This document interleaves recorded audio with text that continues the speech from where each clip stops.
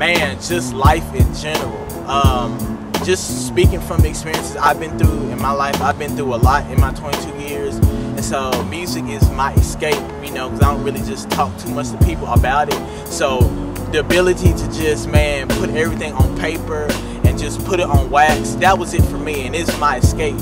And also just the whole 90s era period, and just the beginnings of hip-hop, Bambaataa, Rakim, KRS-One, just how they were able to be dope with it and fresh with it. Man, I just wanted to see if I could do that. And so, you know, I think I'm doing pretty okay with it, though, if you ask me. My first album was called The Enlightenment LP. It was dropped July 28th, 2009. And just like I said, hip-hop, the early essence of hip-hop is what motivated me to make that album. And as I listen to it now, you know, I do hear it.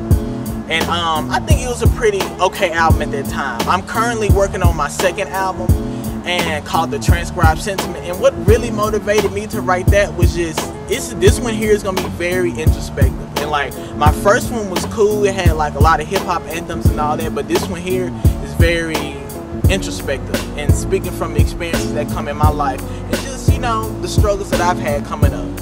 So this album here is definitely gonna be, you know, worth checking out. It's definitely, I feel it's gonna be better than my first one. If I had to describe myself in one word, I would say humble.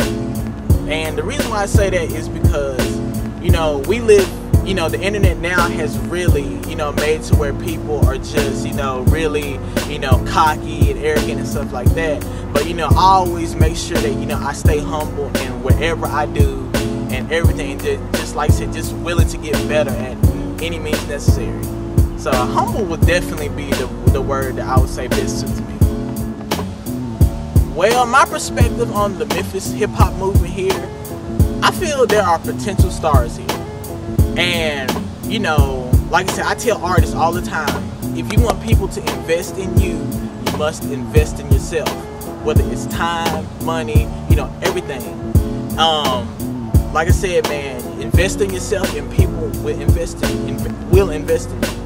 I would love to see like a DJ throwdown battle here in Memphis. I would love to see the beatboxing. I would just like to see hip hop expanded a little bit more than just the MCing. MCing is cool, but I would just like to see, you know, more of the culture than just, you know, an aspect of it, if that makes sense. Writing from experiences that were often domestic, investing in the consumption of time and escaping oppression. I remember hip-hop became a voice for the people, always cerebral when devising solutions for the illegal end. When most albums had a feel of suspense in the midst of making sets and vinyls tough to resist. Back in the days when artists had that love for the craft that surpassed any notion of being a cultural fad, because the influx of love became more of a habit, disseminating this love that seemed minute in demographics. Now, as I revitalize the essence, perhaps with the indoctrination of lyricism on tracks, now we commemorate to recapture the feeling like the beginnings when skills were displayed for living. Cause on this subject alone I hold several epiphanies, accepting any impediments that try to breed history. Yeah.